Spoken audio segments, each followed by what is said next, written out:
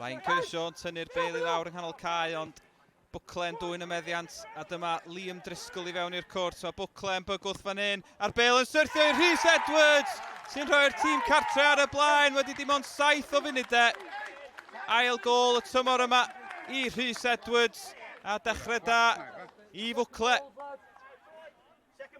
Ryan Kershaw dros y gicrydd i fewn at y cwrt bach, a'r cyffyrddiad lleia gan Sam Rockall yn dod â Mynydd y Fflint yn gyfartal wedi hanner awr. A Bwcle yn ildio am y tro cynta'r tymor yma. Adam Boydle i godi'r bêl i fewn a'r peniad gan Josh Allen yn syth at y golwr. Rhys Edwards yn ôl at yr eilydd Aled Belly sy'n ergydio. A'r bêl yn cael ei chlirio. Boydle chwarae'r 1-2 ar ymyl y cwrt. A dyma Aled Belly ar ergyd dros y trawst y tro yna. Max Moore, amser i godi'r ben a'r croesiad at y postyn pella. Peniad i lawr, a Driscoll sy'n troi! O, di honna di taro braich. Na di nôl y dyfarnwr, chwaraewch ymlaen. Max Moore yn croesi eto, a'r ergyd heibio'r nod.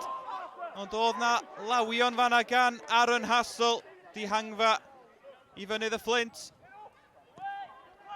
Gic gornel ni dda. Conor Little yn codi ac yn penio'n erbyn y traws. Mor anlwcus. Bwcle yn clirio yn syth lawr cae.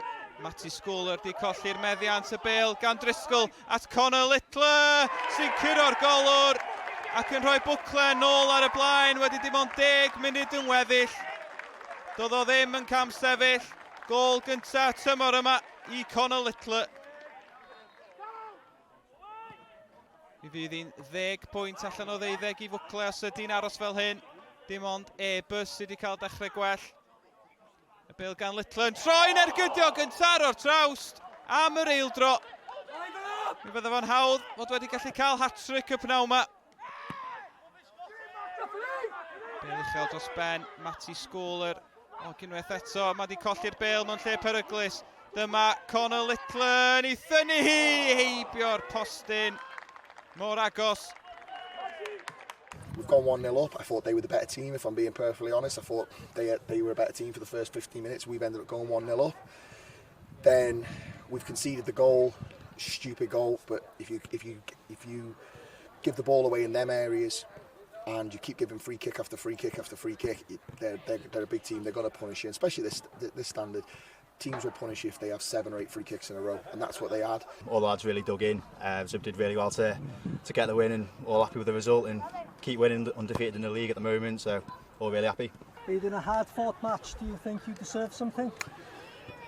In fairness, no. I'll give Buckley credit. You know, they've come out, they're effective at what they do. They're good, they're strong, they're physical, they're fit. We knew that. We knew it was going to be a game of second balls and first balls, and trying to get on top of that and matching their work ethic and their attitude. At times we didn't. You know, I'm not going to sit here and dish my plays, but I don't think we were good enough today, if I'm honest with you. Some words were said at half-time. Sorry, at full-time and half-time. We'll move on and go again Wednesday and ready for next week. Say we've got away with one, but did Hollywell get away with ones last season? Did Colwyn Bay, when they won the league the season before, get away with ones?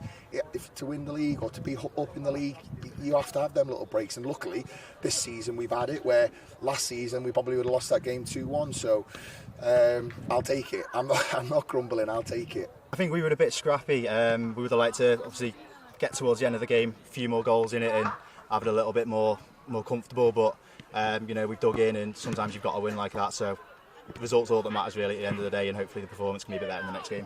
Next league match, Colwyn Bay, that's going to be a massive. Yeah, of course. Listen, I love. Listen, we've been in obviously different situations when we've played on last time a couple of seasons ago,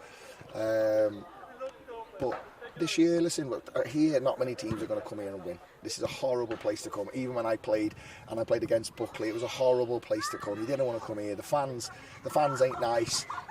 I'm not nice. The players, listen, we're a very physical team. We like to play football, but we're very physical, and we never get owned and bossed here. So yeah, but I look forward to it. They're the games. They'll have loads of fans, great fans they've got, plus our great fans. It'll be a great game.